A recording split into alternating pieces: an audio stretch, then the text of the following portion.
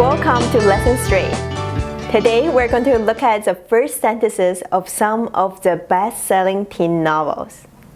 Here is the first sentence from Hunger Games.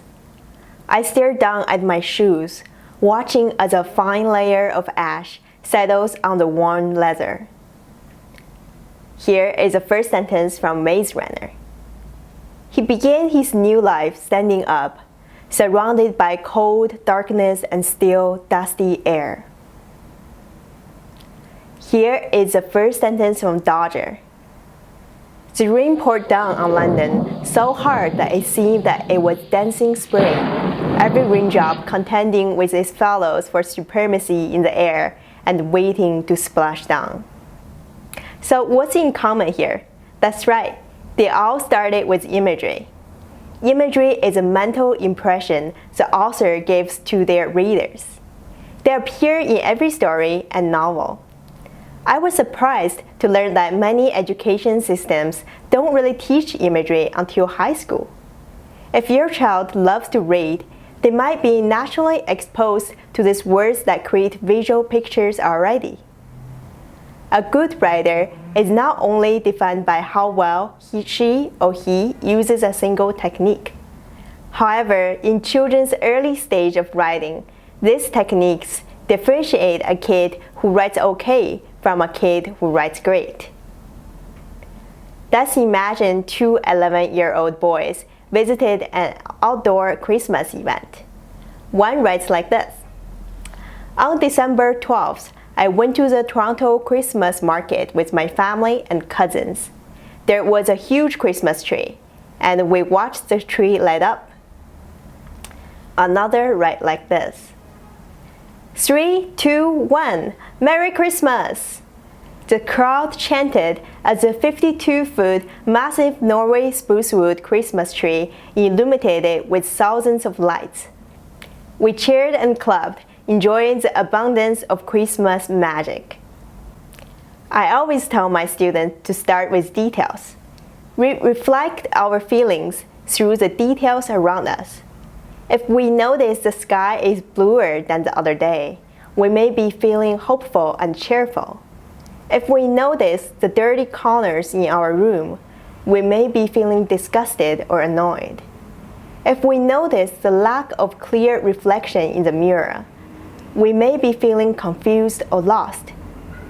Details are extremely important when we are writing a memoir, a personal essay, or a fiction story. Even when we are writing an unbiased report, details are also essential to painting a picture others can relate to.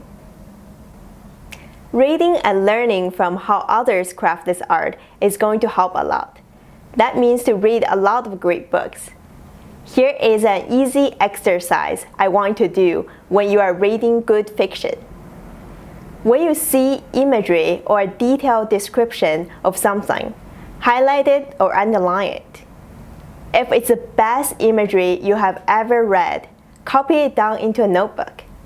In fact, you don't need a lot of new vocabulary to describe things in details. Here is a secret that I have shared with many of my students. All you need is, wait for it, a good dictionary.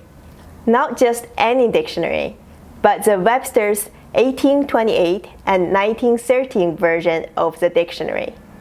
Here is an exercise you can do with your child. We're going to check the word smile. I found a few definitions that are noteworthy. Number 1, a peculiar change or brightening of the face, which expresses pleasure, moderate joy, mirth, approbation, or kindness. Number 2, to express amusement, pleasure, moderate joy, or love and kindness by the features of the face, to laugh silently. Number 3, to express slight contempt by a look implying sarcasm or pity, to sneer. Number 4, a somewhat similar expression of countenance indicative of satisfaction combined with malevolent feelings as contempt, scorn, etc. Of course, there are many ways to smile.